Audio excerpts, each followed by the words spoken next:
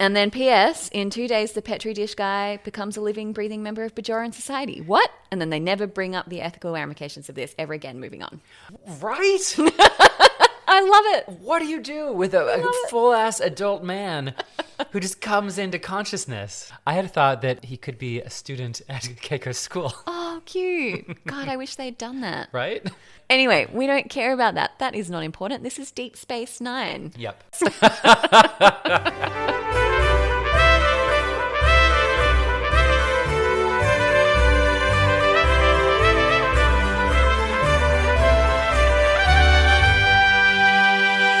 Hi everyone, I'm Lily. And I'm Cole. And welcome to Deep Space Wine, a podcast that attempts to recap and decode every episode of Deep Space Nine, the forgotten stepchild of the Star Trek universe.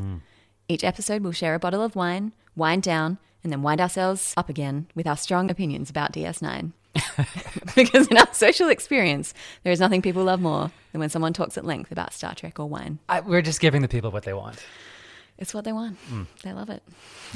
So tonight's episode is Season 1, Episode 2, A Man Alone, or as I've been calling it, Is It Still Champagne if it's made on Koris I? Fun fact, already coming in hot. Oh my God. This is supposed to air second, but even though it's second on Netflix, it aired third because everyone behind the scenes actually thought it was a stinker. Oh my God, how dare they? You enjoyed it? I loved it. Great. It was a romp. I'm so glad to hear. I think the season 1 slump starts real quick with DS9. Oh, do you think it's a stinker? You know what? Prove me wrong. I can't wait.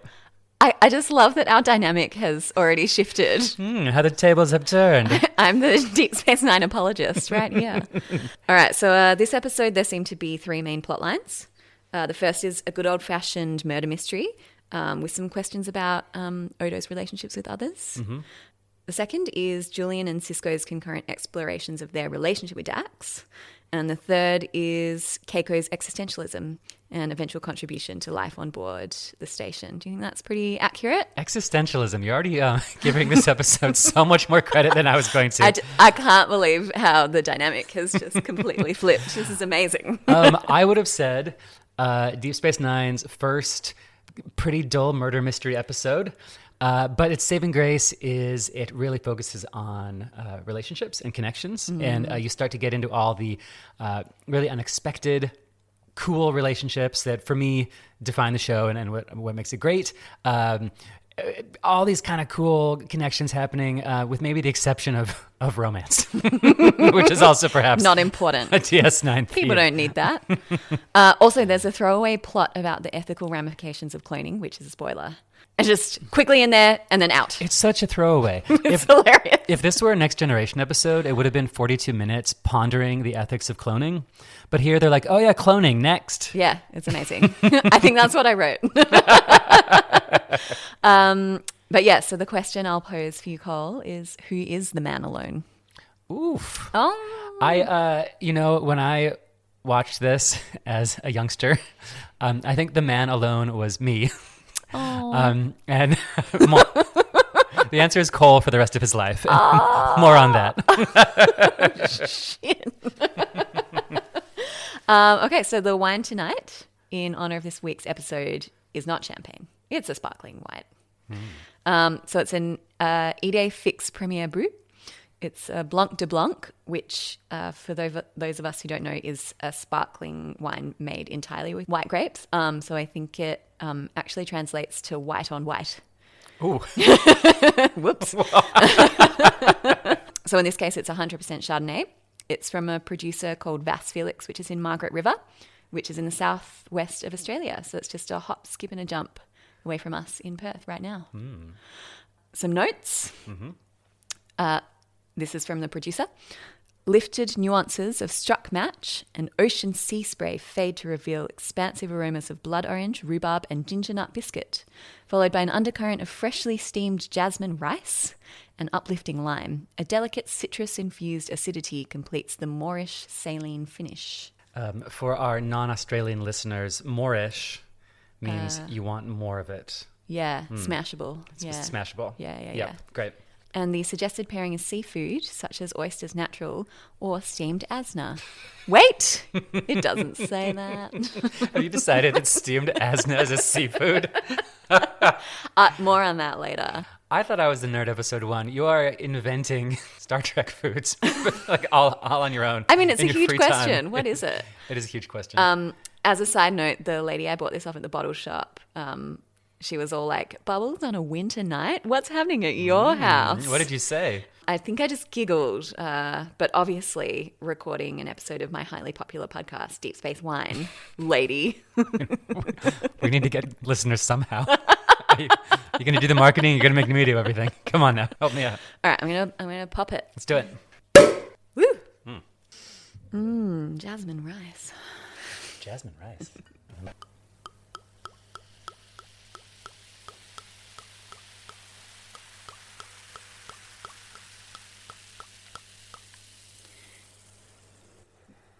All right, cheers. Cheers. Oof. Do you like Okay, it? and the name of it again is? Ide Fix. Yep, and I definitely have been trying to make connections about characters in the episode who might have stubborn prejudices that they can't get past. Is that part of your inspiration for this? Sure. Let's go deep. It's good. It's real nice. It's Moorish. Saline finish. That's to do with like the coastal area that it's from. I think a gourmet chef like Benjamin Sisko's father Nice callback. would pair this very well with some steamed asna. Well, I don't think he would steam it, but again, Do you think he would rollop it? He or would roll-up fricassee it. One step at a time. One step at a time. All right, should we dive in? Let's do it. Great. So the scene opens with Jadzia Dax, and she's really embodying Grace Kelly / Yoda. Slash yoga, actually. It's That's a bit of yoga great as well. pose right there. And she's doing some kind of meditation with a crystal ball. And Julian Bashir enters. By the way, aren't there locks on holodecks? Yeah, seemingly not. Can he not knock? Maybe she's just so open to what she's doing, she doesn't really mind. She's just yoga Yoda. Yeah, she's zen. So Bashir comes on super strong. Ugh. Dax says that they have to talk about trills and relationships. And Julian suggests that they have supper and a dry champagne, which he says is bottled on Koris I. And we all know it's not champagne. I don't need to wine-splain that to anyone. It's only champagne if it's from the Champagne region of France. You would think that Julian Bashir, who graduated top of his class in medical school, would at least have some really pompous standards about wine. But maybe wine standards have changed in the future. Do you think the people of France's standards have changed and they've just let it go? No, I mean, based on Picard's Vineyard, I'm going to say... Well, they let British people be French in the future. I mean, Yeah. just let it all go. I mean, look, this is Deep Space Wine. We could talk about Picard till the cows come home. Excuse me. So she's doing an Altonian brain teaser, which is some kind of puzzle that seems really hard. And during the scene, we get so many cheesy lines from Bashir as he sort of comes onto her. And then Bashir is like quite egotistical and thinks that he can nail the brain teaser straight away. But Yeah, what but he's Dax got here, she's been working on it for 8 lifetimes. it just pops. Yeah, he stuffs it up straight away. And some of my favorite lines from him, which are just like straight out of 90s pickup books, warm hands, cold heart, and what is that exotic scent you're wearing? Ugh. Well done making us really find this guy annoying. Yeah. I guess that's the goal. Yeah. So Dax rebuffs him, and Bashir is all like, "Why? I'm amazing and pretty women owe me sex."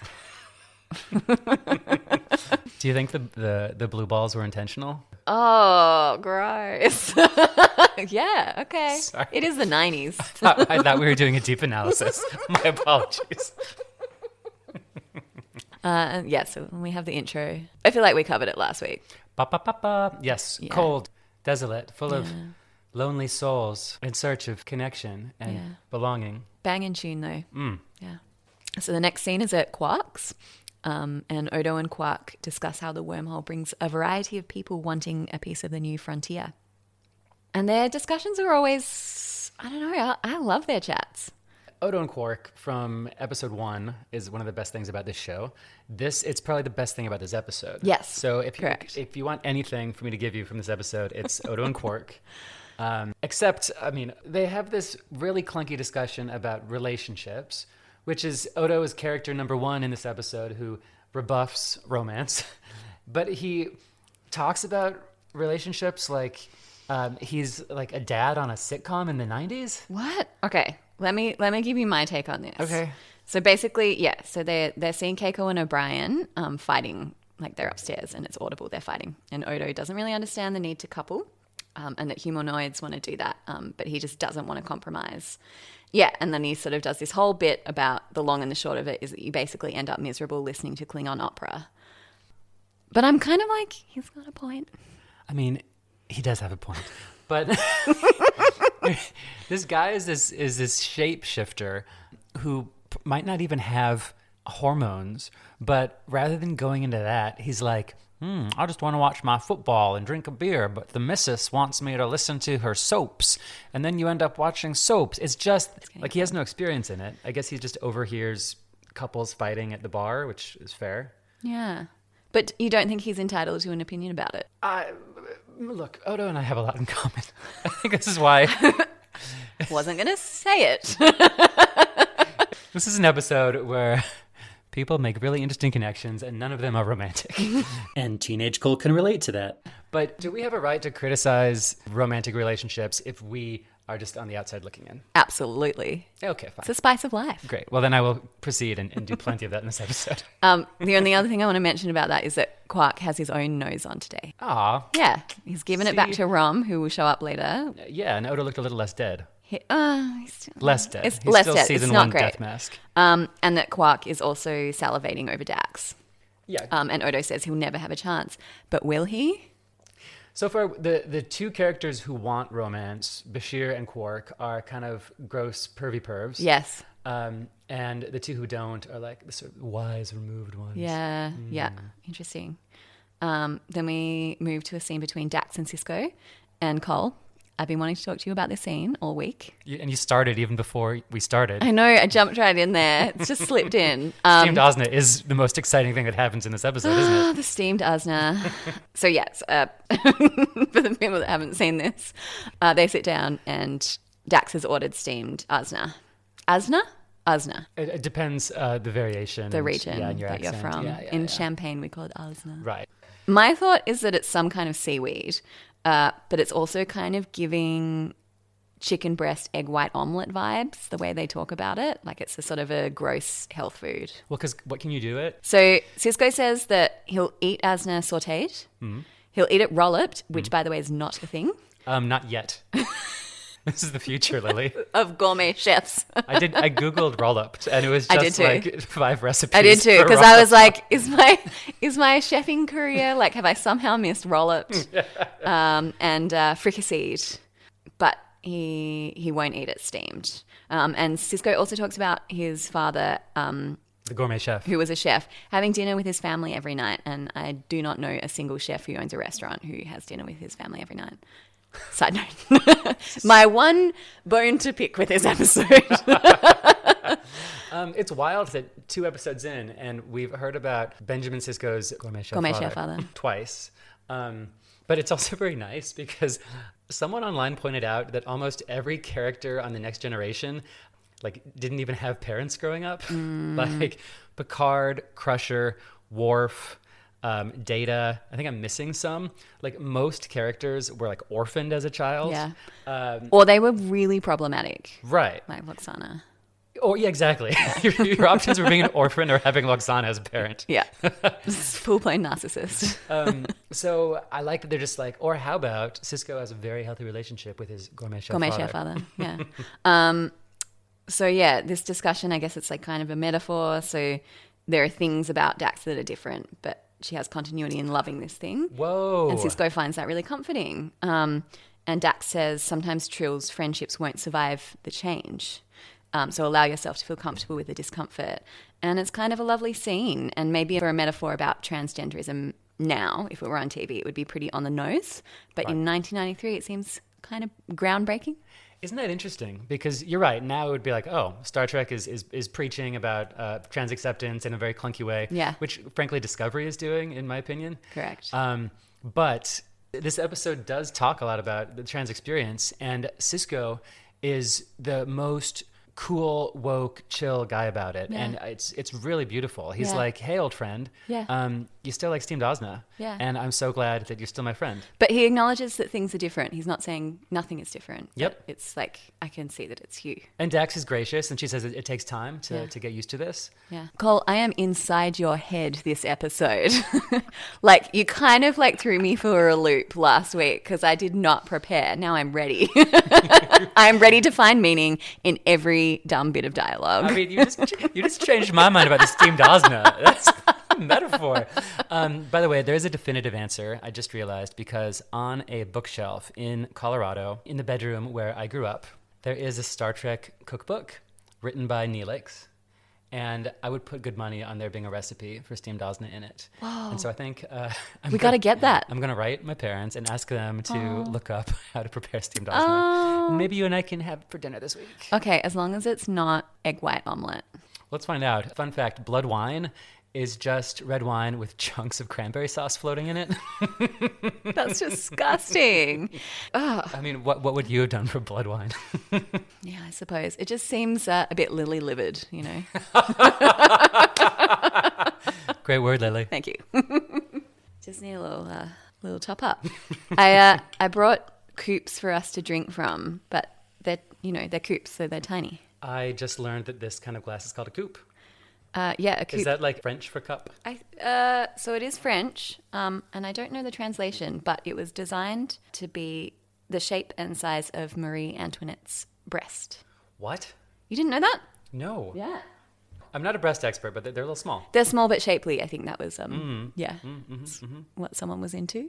Do you think she knew that her breast size went into a kind of glassware before she was beheaded? I mean, was it the most important thing she had to think about? But it's kind of a nice thought. Like, I didn't make it much further than this. But I shall live on. My breasts shall be sipped from for eternity. Years from now, two nerds will be recording a podcast about Deep Space Nine. All right. Wait. So yeah, meanwhile, Keiko has stormed out of Quark's and O'Brien looks agitated. There's some marital discord. And then also Odo has a problem with a Darbo player in a moss green onesie. And he starts a fight with him and tells him that he has 26 hours to get off the station. So lots we just learned. We learned that there are 26 hours in a day on Deep Space Nine. Yes, Fun yeah. fact.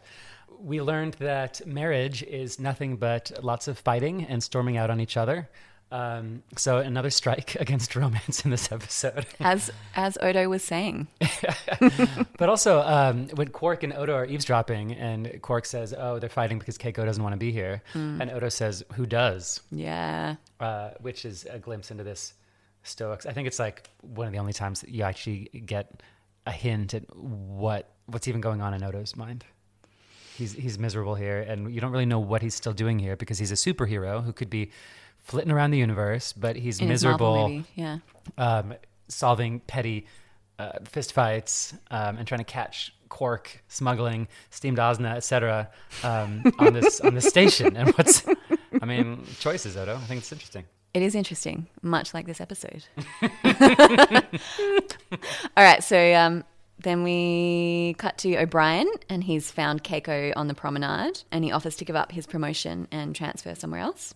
But Keiko doesn't want this, but she just still feels lost on the station because they don't need a botanist, and she wants to feel useful, which is fair.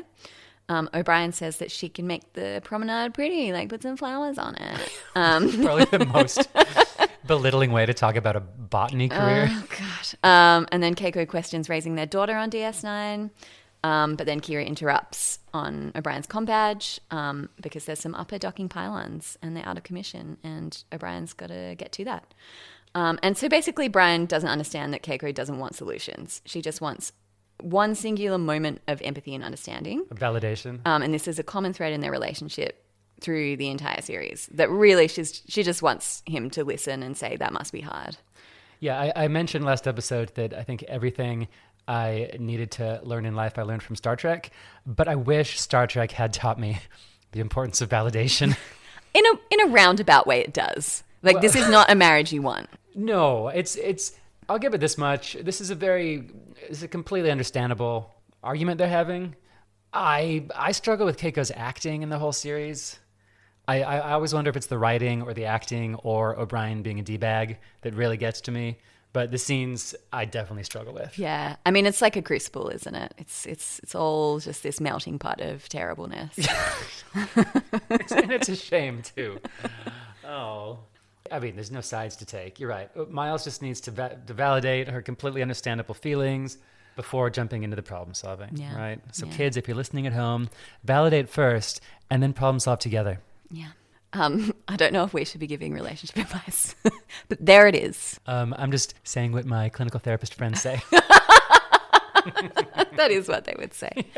Yeah. So then what's happening at the same time is Jake tries to befriend Nog, and he is wearing a beautiful two-toned camel and purple onesie. Fashion watch. And Nog has like a little lollipop thingy. I can't remember what that's called. It's a jum-jum stick or something. What is it? Okay. I thought you would know. I did once. Neelix probably has a recipe for it. I believe it's a jum-jum. Jum-jum. Mm-hmm. Yeah, it looks great. Kind of looks like a paddle pop. Do you like Nog's sort of two-layer? Kind of looks like what the youth wear now. Yeah, it's super hipster and baggy and cool. And, some odd layering. As long as we're on Ferengi Fashion Watch, the reason that Rom and Nog wear visors... The visors, yes. Mm-hmm. I mean, it's a kind of cool little weird Ferengi fashion accessory. It's also so that the makeup artists don't have to put fake skulls on the back of their head. That's all that's happening. Yeah. Great. Mm-hmm. It's such a statement, though. I love it. So Jake wants to be besties with Nog. Yeah, I love that he's the one who goes up and starts the convo, like a good little human boy. Yeah. Open-minded. Yeah, he's Sisko's son through and through. Nog's not convinced, but the writing's on the wall. So back in Sisko's, it's not a ready room, is it? What is it? His office. His office. I wanted to call it his office, but it seems odd. There's probably a better word for it. I should know this. I'm so sorry. What has happened to our dynamic? The world is upside down. Odo explains what's happening to Sisko. So the reason that he got into a fight. And that there is a Bajoran on board whose name is Ibudan. And he was a black market leader during the Cardassian occupation on the station. And basically this guy was gouging Bajorans for medical supplies. But some people in the Bajoran community still thought of him as a hero. Essentially, Odo sent him to prison for murder for killing a Cardassian, but he's recently been released by the Bajorans because killing Cardassians isn't considered much of a crime anymore. And this is a really interesting scene about sort of Odo's perspective, Sisko's perspective.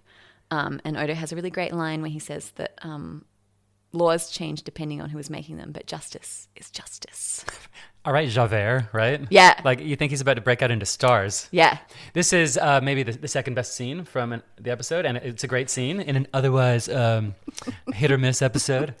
I love that. Well, let's see. You learn very quickly what Odo's deal is. I mean, if you can condense the guy into one word, it's justice. Yeah. Why is he so obsessed with it? Maybe we still need to find that out about this character. But I really love that you think he's about to launch into this beautiful speech about the universal justice must be upheld. And Sisko just interrupts him. Sisko's like, no, shut up. There are rules on the station. And if you're going to be on my staff, you actually need to follow them. So I don't care about your vigilante values. You actually need to follow the rules. Just like, I don't have time for your speechifying. Totally deflates it. And he's like, if you can't do it, I will find someone who can. Yeah, it's a beautiful little, this is not Next Generation anymore. Because Picard might be like, the universe demands justice, and he would go on this Shakespeare monologue. But Sisko's like, no, I'm actually just here to follow the rules, and so are you, Odo. Like, Carry I'm on. kind of a manager, and I'm your manager. Like, I got sent here to be an administrator, and I know it's not sexy, but that's the show we're on. That's what we're doing. Right? Yeah.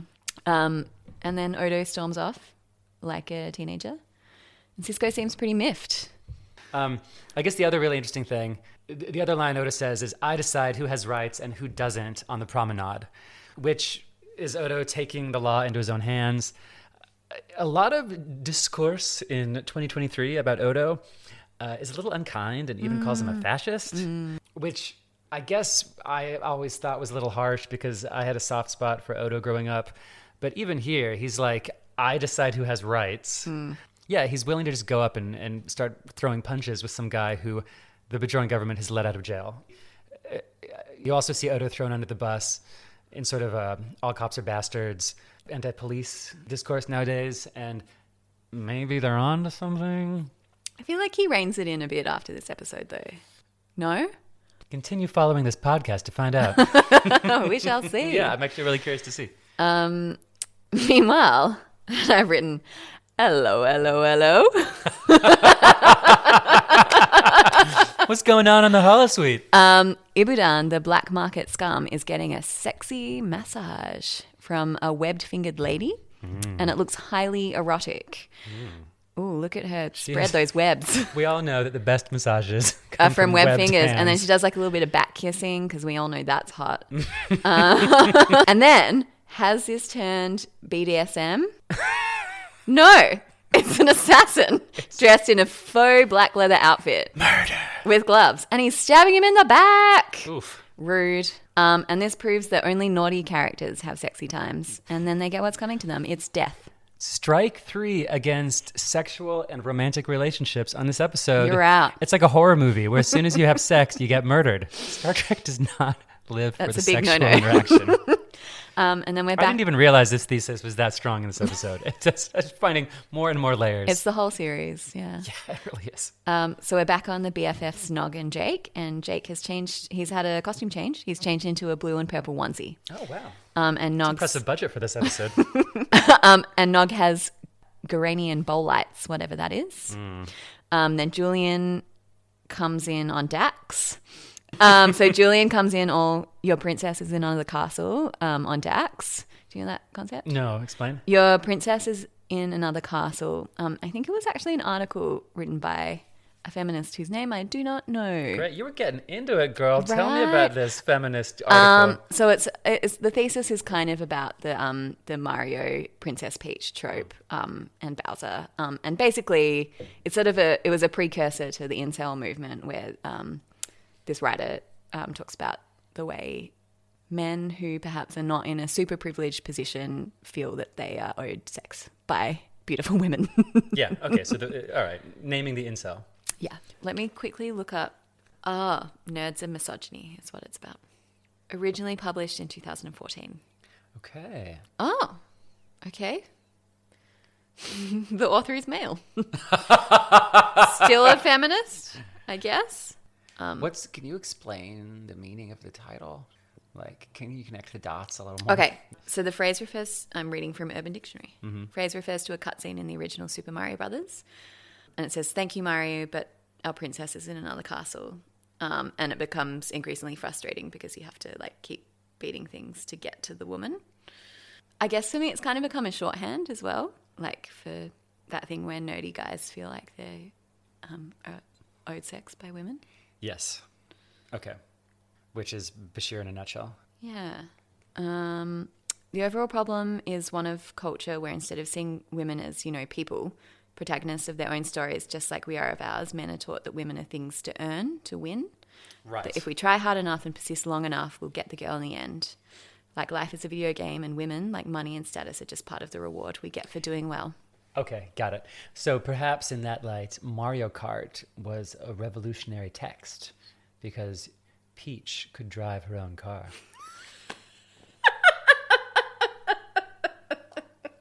Thus completely annihilating the stereotype that women are bad drivers. Yeah, that's definitely what that article's about. I would play Peach a lot, and I would Did you? often drive her like right off Rainbow Road.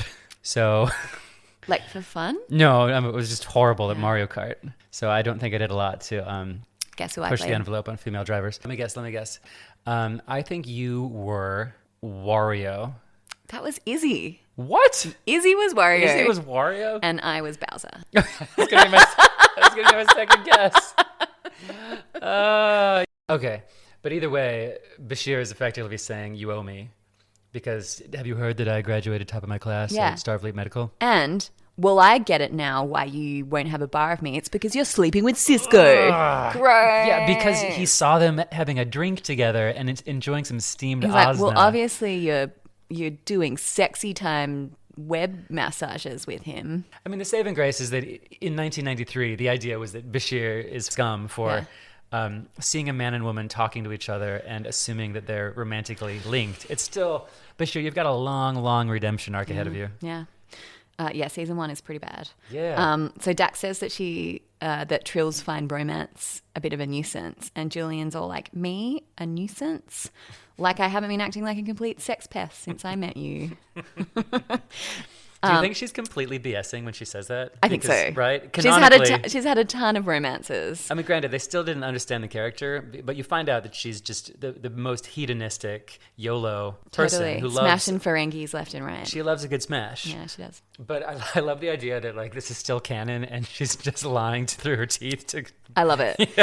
Yeah. So she says that Trills try to rise above romance, and you know what? It's kind of gross because it placates Bashir.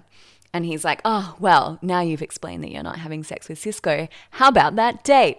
I've still got the champagne on ice." She says, Trails aren't even interested in romance. And he's like, "Well, I've got champagne." Yeah. Meanwhile, the Best Friends Club are hijinksing. Who's the Best Friends Club? Best Friends Club is Nog and Jake. You know, there probably was a novel series called that about these two rascals. Yeah. Getting into hijinks. I actually, look, side note, I have this thing. Oh, look at them. They're so cute. I have this thing in TV shows where if there isn't a Best Friends Club, then I just won't keep watching it. Okay. Examples from other shows, please. I got really into Bosch. Did you ever watch that? Ton of Best Friends Club in that. Okay. Buffy? Buffy, yeah. They're all I mean, the that's Best the Friends point Club. of the show. Right. It's Best Friends Club. Okay. Dexter? Okay, say in like Next Gen. House of Cards? Say in Next Gen, like Geordie and Data. Oh, they are the little Best Friends They Club. are Best Friends Club. Aw, Like maybe original. and on Voyager, like 7 of 9 and the little girl. Oh, boo. I mean, maybe the Doctor. Come on. Look, Best Friends Club is fraught. You know, sometimes someone wants to smash in Best Friends Club and that could ruin Best Friends Club. I mean, then, that's life. Sometimes Best Friends Club becomes Smash Club. Oof. Yep. So these are the big, the lofty ideas I'm looking for in a TV show. Yeah, but we've got a cute little friendship forming, one of many. Really kind of awful prank they pull. Really mean prank. I just want to have like a quick shout out to the pastel green power suit that the Bajoran lady is wearing. All right. Fashion watch. So yeah, they pull this like really mean prank where they like make them really itchy and then they turn blue and green and they have no idea what's going on. So like clearly they're up to some like sort of naughty hijinks, which aren't. They're not busy. They're rambunctious young Idling children. young preteens needing something to do. So then they laugh and it's outrageous, but then they're caught by a security officer. I had in my notes, great acting from the victims. Imagine this is like your one moment on TV and you just got 1 minute where you got to itch yourself and have them add blue skin to you in post. It's amazing. They pulled it off. I hope They really got pulled more it work off. after this. And you know what? If any of the extras are out there listening to this, please get in touch. I see you and I stan you. Yeah. Let us know what that was like. We would love to interview you for Did the you next get to episode. keep the suit? But yeah, Keiko, she's watching and she looks very uncomfortable. She is not impressed. Yeah, these kids today. Then we have a bit of a next scene, which is the Law and Order moment, where Odo is reciting the facts of the case. He's doing a bit of strolling around the body, and he says that the webbed finger lady was the Loriento Massage Hollow Program 101A. What is 101B?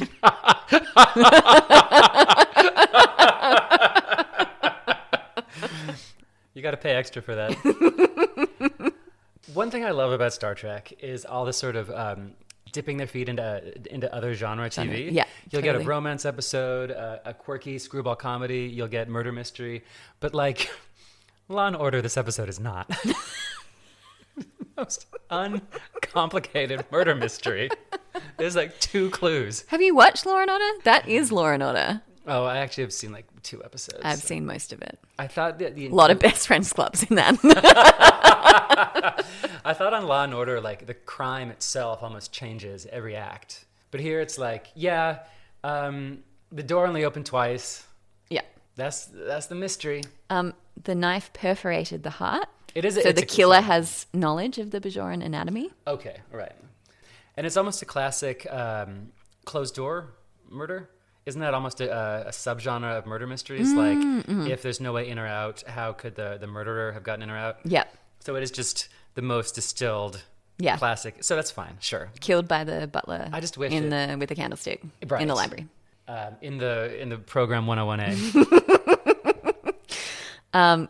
Then we're back with Keiko, and she's telling O'Brien that the kids are up to no good and the place needs a school. And Miles just looks bemused and unhelpful. And that's that whole scene. No, it ends on him having a kernel of an idea. What? Yeah. Oh, God. All right. Tell me. Well, she says, they just need a school. And O'Brien says, And that's where the scene ends. Oh, he says, Well, in his mind, he's acting. Call him as a great actor. God. You and I disagree about everything in this episode. This is great. This is amazing stuff. Meanwhile, there's a Bajoran, and he's in a blue suit, and he's doing some tattling to Cisco and Kira. So Ibudan told Blue Suit Guy that he was afraid Odo would kill him. But Kira says that there isn't a more honourable man on the station than Odo. And I think that's maybe the first indication that they have a close relationship, or that she thinks very highly of him. Yeah, agreed. Because I think all we learned about her last episode is that she's Bajoran, she's a Bajoran nationalist, but then she's also defending this guy who most Bajorans mistrust. And that's first scene with Blue Jumpsuit Guy. Blue Jumpsuit Guy, interestingly, was meant to be a bit of a continuing thorn in the side of the officers. Right. And he's a super creeper, and he did give me the heebie-jeebies, and it might have been interesting, but I think literally the writers just forgot he existed and just didn't have. My other theory is that, much like me, everyone got just bored with Bajorans very quickly. Yeah. This is the second episode, and I'm bored with the Bajorans. Yeah. Then it's not very interesting. Not very interesting. And then there's a tiny scene with a really wooden security officer, and Odo wants the record of all passengers on board the station because they have stopped ships coming and going from the station while they're solving this murder. Wait, you call this a tiny scene? This is my favorite scene of the entire episode. Sorry. I mean, come on. This has Ibudan's daytimer schedule. You learn a lot about this guy. Did you not take note? First of all, Odo looks at his schedule, which is in English on this Bajoran ship. You learn that Ibudan enjoys... Yeah, can you pause it? Yeah. Okay. Oh, shit. Did you miss this? I totally missed this. This is Ibudan's daytimer. He really likes tennis. He's got some lunch meetings. This is just incredible. I have a theory that TVs were smaller in 1993 and they weren't expecting us to be able to read this because, okay. All right, let me see. Lifeboat drill. Right. He's attending the lifeboat Alderaan drill. Spaceport. There's a Star Wars reference. He's got a lunch meeting with Della Santina, who is a writer on the show. Great. Like on the crew. And then he's got tennis in Holodeck 2. And he's attending the ship's concert. Oh, but there's more. He's got more tennis. Holodeck 3. And what's that? Shopping at Promenade. Oh. More tennis. Oh my God. So much tennis. He's got to back up his computer files. I can't believe I missed this entirely. Such a close reading. You missed. Look, sometimes I'm so Palm Pilot schedule. so intent on what is happening in the plot and what people are wearing that I can't believe I missed this. The tables have turned so much between you and me this episode. It just is wonderful. Oh my God, he loves tennis. But then at the end of the schedule, dun Odo. dun dun, Odo. And it's clue number 2. It's a closed door murder, and he wrote Odo. Yeah. In his schedule. Odo, he wrote. Thank you.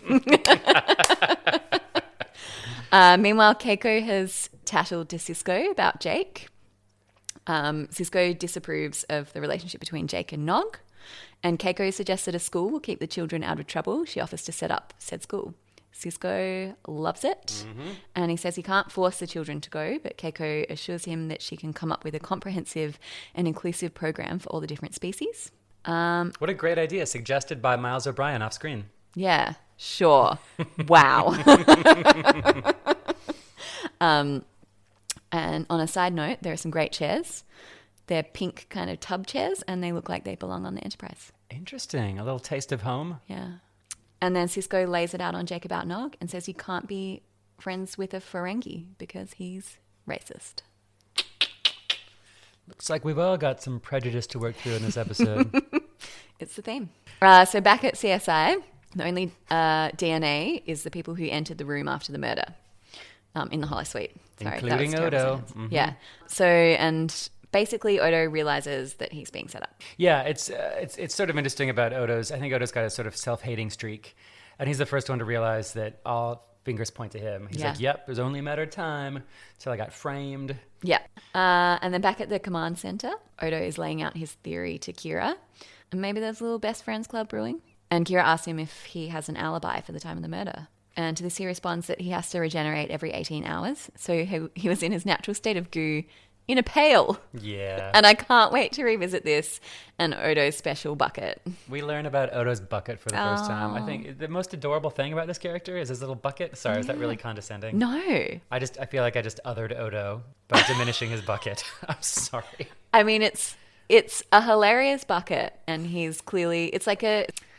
I mean, you know what's hilarious? The writing on Star Trek Picard Season 3, when they're trying to track down a shapeshifter, and they're like, what if we went and looked for a bucket shaped exactly like Odo's? Because every shapeshifter has a cone-shaped bucket. There's just this one bucket that they all order off Amazon. Man, They that was love it. rough. So good. I liked it as a throwback, though. The clunkiest one. So basically he was goo in a bucket, and the killer must have known this. So who would frame him? And Odo says there's about 500 different people, but he hasn't seen any of them lately.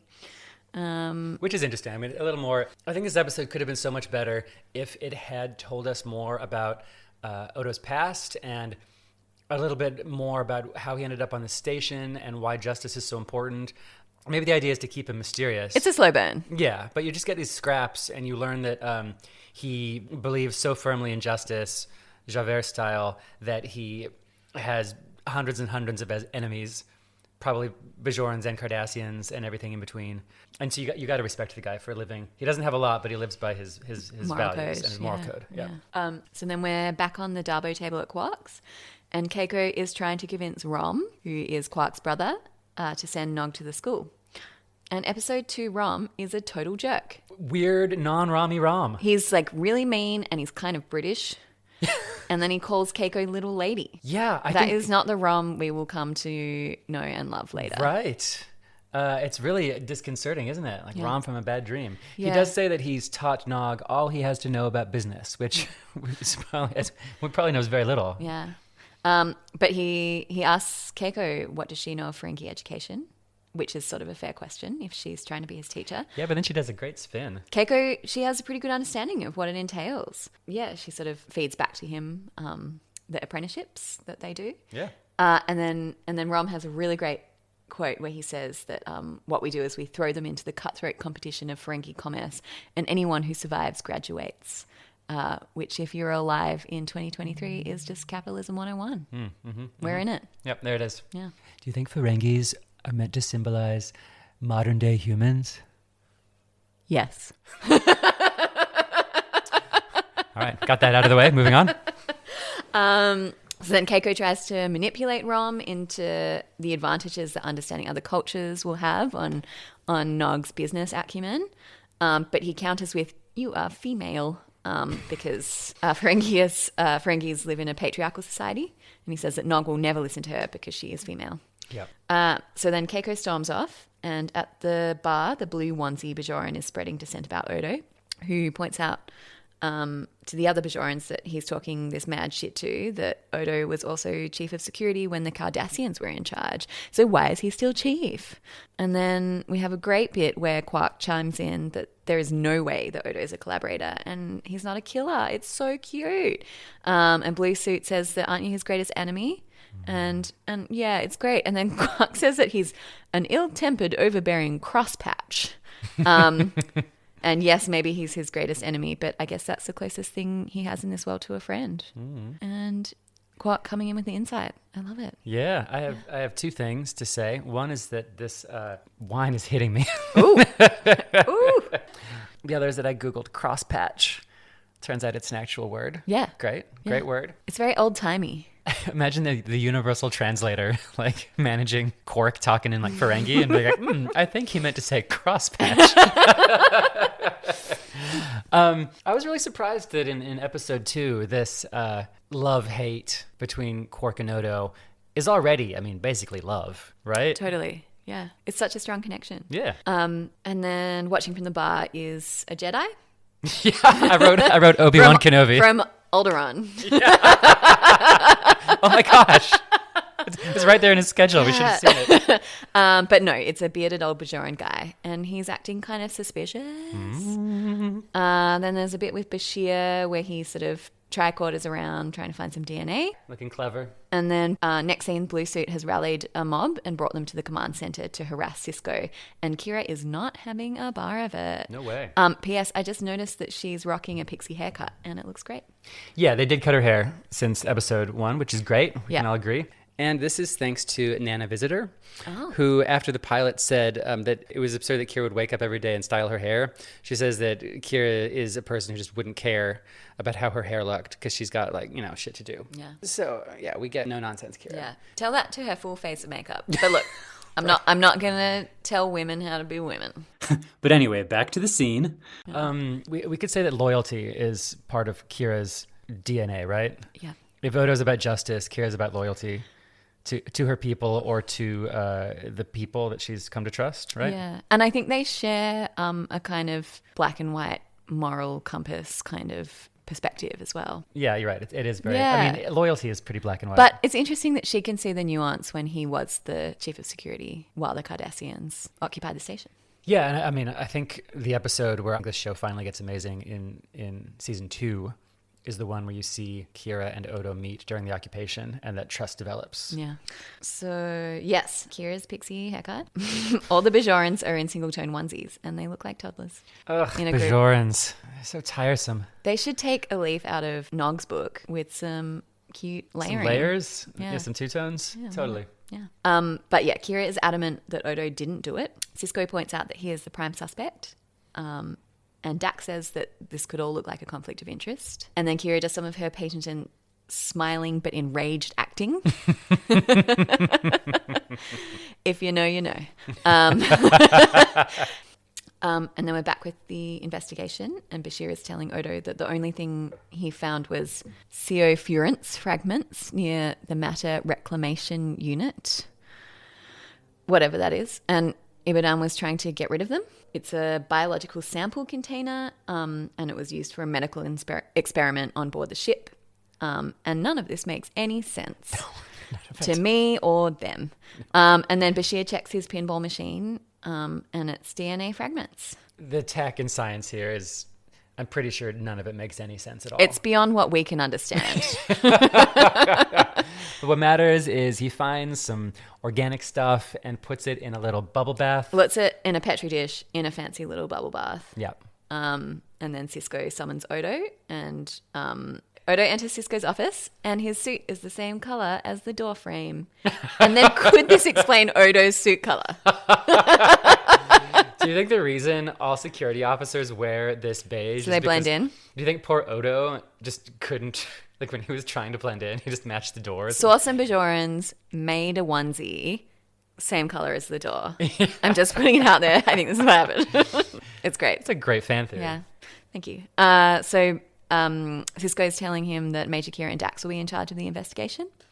And Cisco says that personally he doesn't believe that Odo killed Ibadan. But Odo questions this as Cisco doesn't know him at all. And surely there's some doubt in Cisco's mind. which Cisco denies and says that it's merely in everyone's best interest. To which Odo replies, I'll take care of my own best interest, because he has an avoidant attachment style. Yeah, when Cisco relieves Odo of duty, this self-hatred is creeping in, and I just think he feels he doesn't deserve much better than what he's getting. Mm-hmm. And then he storms out again. Back on the promenade, the Bajorans mutter about Odo as he walks past, and they've smashed up his office and written shifter on the wall. Oof. Yeah, it's very distressing, but luckily his best friend, Club, Quark, appears. The closest thing he has to a friend. Exactly. And this is the best scene of the episode, right? This is the best scene of the episode, tennis aside. So Quark appears, and he is stunning in an outfit of mismatched patterns because he is power clashing. Power clashing. That's my word of the day. Besides crosspatch. And then he offers to find out who messed up his office, and it's so cute. So Odo's been devaluing himself all episode, but he says, without me as head of security, you're going to get sloppy. Without me to keep an eye on you, I've turned you into a better crook. So, he's measuring his self-worth with this buddy of his who actually he has this cat and mouse relationship and with. And they're sort of yin-yang, aren't they? Yeah. Well, and then Odo makes a joke. I know, but is it a joke? So Odo offers to work for him, to work for Quark, but maybe he's serious? I don't know. Odo's unknowable in this episode. My take is that, because I think he got me for a second, because he even gets Quark for a second. Yeah. And then Quark and I realize that obviously Odo's never going to work in a crime organization or for a bar. But, the guy doesn't have much to live for, but he does have, razzing Quark. At the beginning of the episode, Odo is just sitting in the bar razzing Quark. That's actually, where one of his favorite things to do. Yeah. And he's like, I might be jobless and people might want me for murder, but I can still joke around with Quark, and it's so cute. Yeah, it's great. And their scenes, they just have just this old-timey feel to it, It's like they're, I don't know, in a, I want to say Agatha Christie novel, but maybe it's, I've had too much wine. Who's that author? It's great how whenever we start to come to the meaning of these episodes, the wine arrives first. Oh, God. I am getting a lot from this rewatch because I loved Odo and Quark's dynamic throughout the whole series, but I also always thought it was maybe a little silly that the head of security has this love-hate thing with this criminal.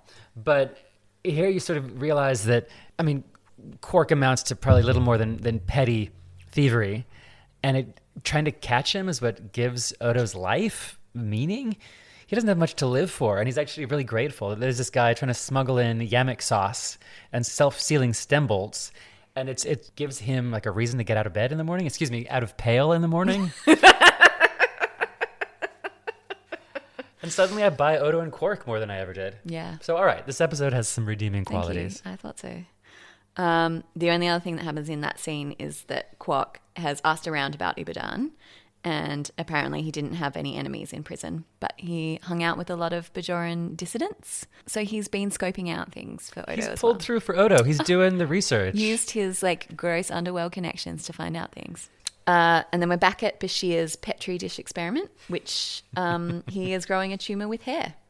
Okay, when you were a child, did you have this toy that you put in water and you didn't always know what it would grow into, but you left it alone for maybe an hour and it would grow into a crazy monster or bird or person? No, that sounds terrifying. It was kind of terrifying. Yeah. I think I was probably 5, and we would buy it at the store as just a lump. Like a little, okay. And then it would grow into something surprising. And that's just effectively, they just put some DNA in a bath. And they're like, let's see what happens. What could go wrong? What are the ethical ramifications of this DNA growth? Ethically very, very dubious. No, wait, wrong show. So yeah, it's humanoid. And then we have a funny little bit where Cisco asks Dax out for lunch and Bashir pipes up with yes. No one invited you, Bashir. Get the memo. He won't get the memo. And so now poor Cisco has to have lunch with Bashir. And you know what Bashir takes the opportunity to do? It's to snoop on Dax.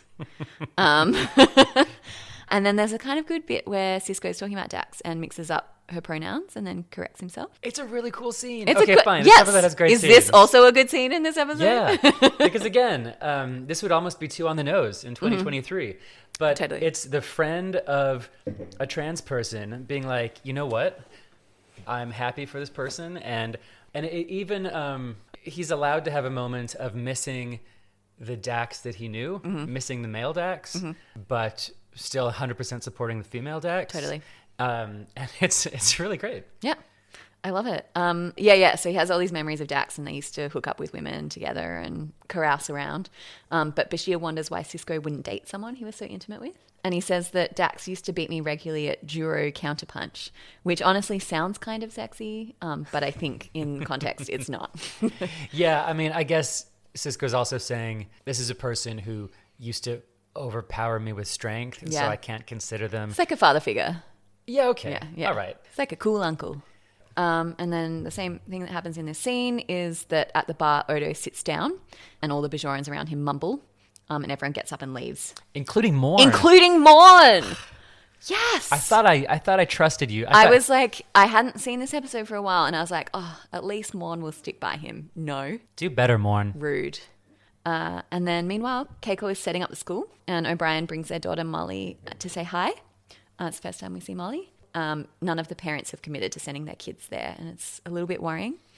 But O'Brien has brought her a present, and it's kind of thoughtful. It's a handheld school bell. Nice. And they have a nice moment. He replicated it. He thought about it. So 1 point to O'Brien this episode. Suddenly you've got me thinking about gifting as a form of a love language. Love language. In a world where you can replicate anything for free. It's the thought, right? And then back on the promenade, someone is yelling, murderer, killer, shapeshifter, freak. And there's a mob, and they follow Odo, who runs and hides in his office. And it's scary and horrible. And O'Brien calls security. Kira hops too, and so does Cisco. And Morn is part of the mob. Morn, how could you? Morn goes on a journey in this series too.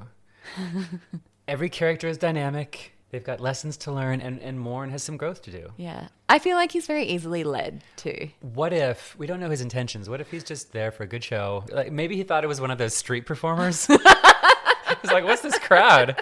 Someone about to do It's some... a flash mob. Yeah. Someone going to do some dance tricks? Oh, God. And then we've got Bashir, and he's looking at his Petri dish, which is looking super creepy and all fleshy. It's about halfway through what the little toy does in the sink when I was a kid. Yeah. It kind of looks like a shark embryo. You looked at a lot of shark embryos in your time. That is what TikTok sends to my algorithm, yes. I'm a complex person. So then Blue Suit Guy is leading the mob, and then Cisco and Kira arrive, but the mob keeps building. It's escalating. I think the extras do some great work here, by the way. Yeah. There's just lots of really angry pitchfork people. I mean, I love a mob in a scene because there's so much interest. People shaking their heads, furrowing Shaking their brows. their fists. Yep. Yelling. Oh, yeah, and then they break the Brick window. throwing. Oh, and then the Jedi Bajoran is looking on, and he again is not acting suspicious. Nope. Just on his way to a tennis game. So obviously at this point you realize that the episode is about distrust of people who are different, in-group, out-group, which is a theme that Star Trek has tread many, many, many times. And I don't think it covers a lot of new ground in this episode. I guess I still enjoy the Star Trek episodes that don't reinvent the wheel. Yep. Like, for me, it's comfort watch. So that was very comfort watch. True. But you feel bad for Odo because he's misunderstood. I think it builds his character and also creates a sense of the discord of being on the frontier, of trying to negotiate these things and create sort of a stable sense of life and community. It is sort of a Western. I mean, Yeah. if Deep Space Nine is the frontier, this is the Mexican guy who comes into town and the white guys don't like him. Exactly. Yeah. And then Julian and Dax are watching the Petri dish. It's definitely humanoid, and Julian gets his eureka moment. And then we shift back to the mob scene. And the mob is escalating further, and they're all, shifter, kill the beast. Yeah, exactly. And Cisco tries to de-escalate and asks what they plan to do to Odo. The blue guy smiles coyly and makes a joke about getting a rope around the neck of a shifter. How would one do it? And it lands really well. The Bajorans all laugh. And then Cisco tries to get them to disperse. Don't condemn him because he is different from you. Exactly. Yeah, so violence has erupted, and then he's phasered. Odo emerges, and then Cisco gets his Atticus Finch moment. But not before you get to see some of Kira's hand-to-hand fighting chops. Oh, yeah. The first of her sort of like two-fisted punch in the Yeah, front, punch in it's the very back. Krav Maga. Yeah. So a Bajoran says that they want justice. And Cisco says, do you? Is it justice, or is it just a way to express your anger and fear?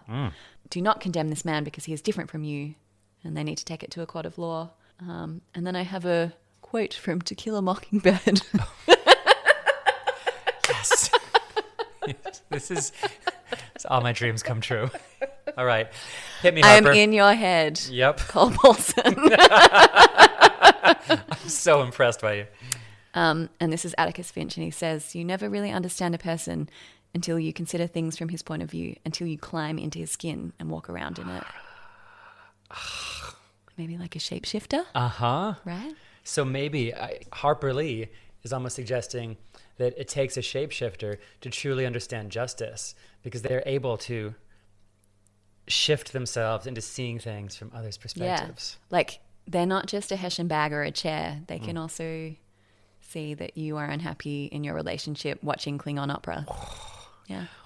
You have just completely redeemed this entire Right? episode. Thank you. Oh, my God. Oh, my gosh. Odo's like, he has the potential to be the most empathic character on the station. Yeah, and in this scene, he comes out because Cisco's started firing the phaser, and he's like, this has gone too far. Yeah. Yeah. Yeah, I love that. That's when he is like, I Emerges, yeah. never liked guns on my station. I don't want this to descend into violence. Yeah. Yep. I do have more appreciation for Odo as a character, because I was honestly ready to dismiss not just this episode, but like Odo as this like all cops are bastards fascist. Yeah. And I can see the nuance in that. I can see that is accurate in some ways. But the idea that his moral code centers on justice because he actually can see like lived experiences through the eyes of other living beings is beautiful. Thank you. I sort of wish in the series that they showed him shape-shifting into other people. Yeah. Is there a reason? Yes. It's a shame because they decided that he is actually not that good at shapeshifting, and he's still trying to master Oh, he's like a baby humanoids, shapeshifter. which is why they give him that makeup. Yeah. Because he's trying to look like a Bajoran, but he's nowhere near getting the nose Yeah. even. But so, like, part of his character is that he can't do realistic people. Sure. But then why did the other shapeshifters show up looking like him? I guess because if we're clinging to canon and trying to rationalize everything, Which we are. yes, they are trying to make him feel at home. They're trying to convince him that he's with family. Sure. So it's like, sure, we can talk as humanoids, and if this is what, like, we're your brothers. Your concept. Yeah, we're your brothers and sisters, so sure. I think it's a little. Sometimes the female shapeshifter is in scenes without Odo, and she still looks like that. Sure. So I think it's a little clunky. And then the other thing is that apparently, as Alex Mackey as it is, the cost of every shapeshifting is very, very high. So after they established that he's a shapeshifter, 3 times in the first 3 episodes. We're done. You need a really, really good reason to show his shapeshifting. Yeah. So he doesn't get to actually shapeshift around. I think the budget constraints help the show as well. True. And then also, Odo, all he wants is to blend in. And so he doesn't want to be walking down the promenade, shapeshifting his way into a bird. But also that's why that scene is so heartbreaking, where the mob is following him. Yeah. I felt the terror. Yeah. The terror where he has to go hide in his office. Yeah. So then this scene, Julian runs out and does what you always do in a murder investigation, and you shout out the evidence that you've found. But in this case, it does de-escalate the situation. He says that the man who was murdered wasn't Ibudan. Right. It's a clone. What? So Ibudan created a clone and then killed it to frame Odo. And they found this out through evidence of gene sequence degradation. That was the word. Ah, yes. And then P.S. in 2 days, the Petri dish guy becomes a living, breathing member of Bajoran society. What? And then they never bring up the ethical ramifications of this ever again, moving on. Okay, so yes, in Captain's log, the clone has achieved sentience and is becoming a member of Bajoran society. We'll never speak to him again or of him. Right? I love it. What do you do with a full-ass adult man who just comes into consciousness? I had thought that he could be a student at Keiko's school. Oh, cute. God, I wish they'd done that. Right?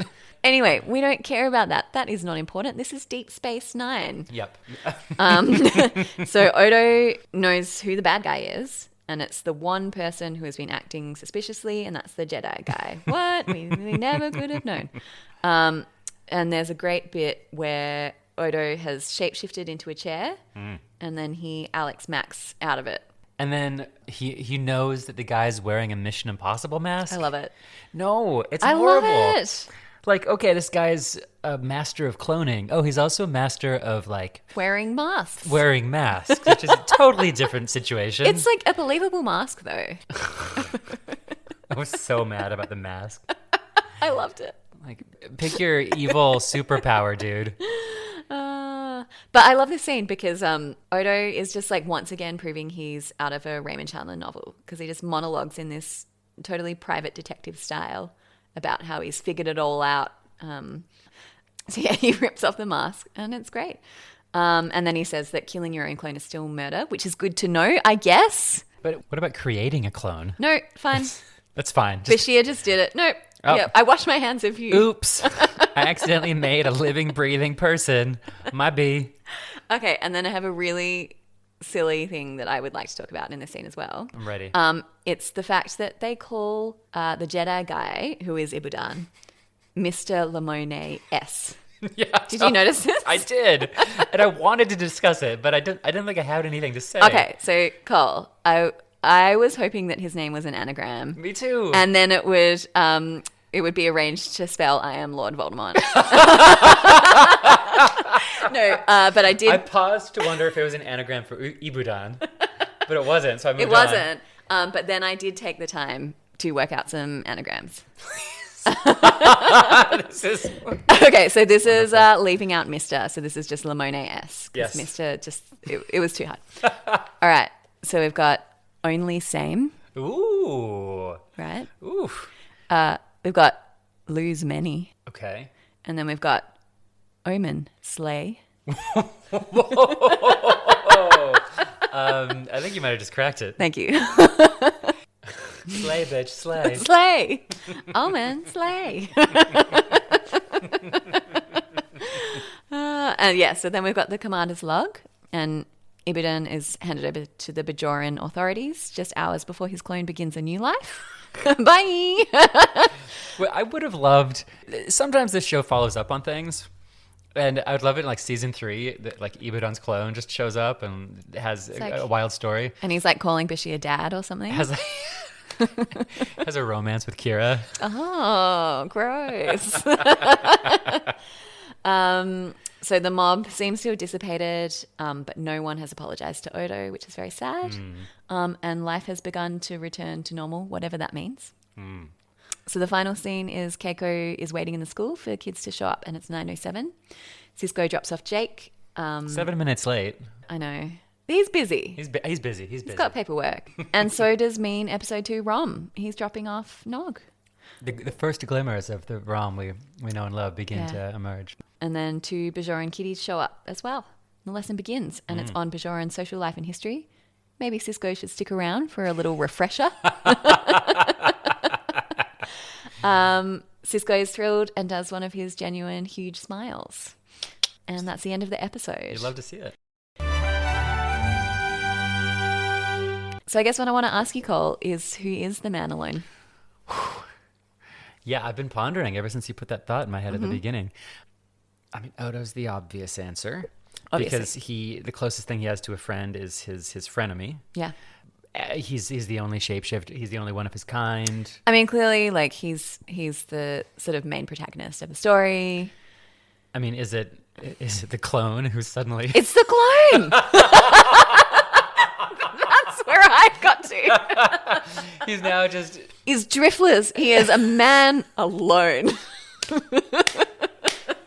Just wandering around, has no parents, knows nothing, but hey, he's a living, breathing member of Bajoran society. Next question. Great. Well, my answer to The Man Alone is 12-year-old Cole Paulson. Oh. Because his media diet was nothing but Star Trek episodes, where you learn that there are all kinds of beautiful relationships in the world, but not romance. And I really do think I embedded this on some level. I think this particular era of Star Trek, from Next Generation to DS9 and Voyager, is really asexual. Yeah. And even when they try having romantic relationships, they're just not. They're icky. They're icky. They're like brother sister.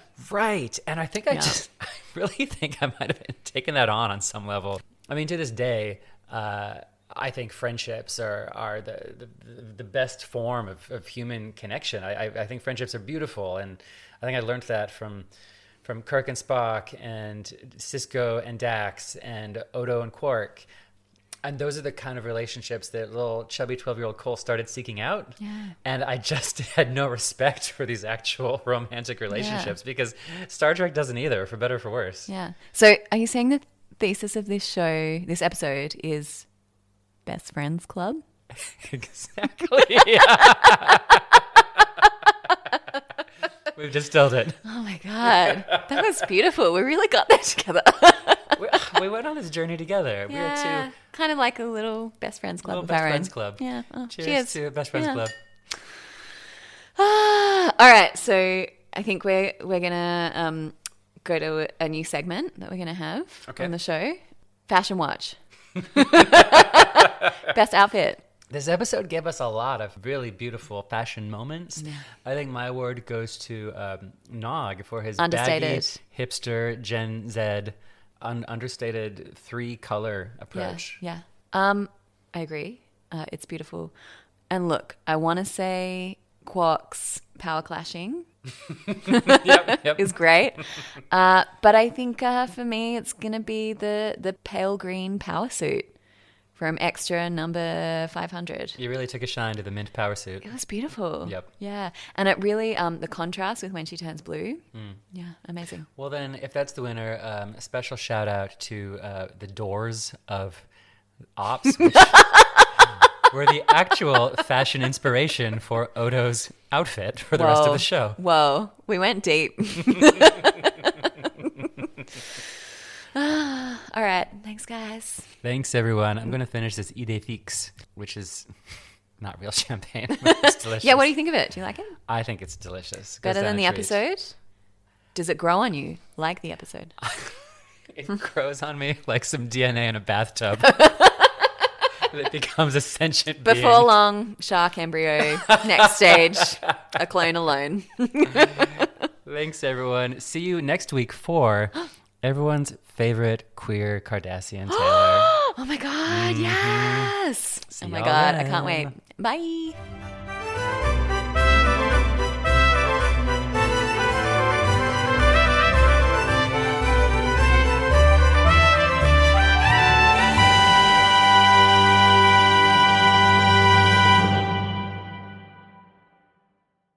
Deep Space Wine is hosted by Lily Rawson and myself, Cole Paulson. Music by Cercle Nouvelle, artwork by Danielle Vernelson, and special thanks to Bloom and Izzy Rawson, our in-house anagram descrambler.